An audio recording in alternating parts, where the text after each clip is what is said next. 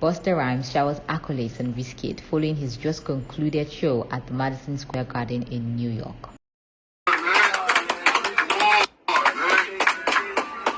Yo, thank you for what you feeding us.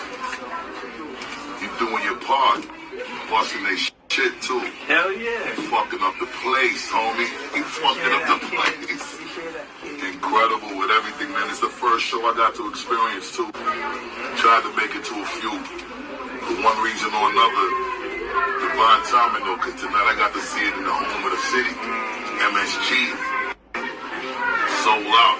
Bust this shit. There was a vibe too. I ain't gonna lie, I'm in the skybox and the snuffle bus and we just... Whoa. It looked like it was just hypnotized. It looked like it's one of the first times too that I've ever seen a venue this size feel so intimate. The vibe, it was something different. Never experienced that in this size venue. Incredible job, bro. Thank you. Appreciate that.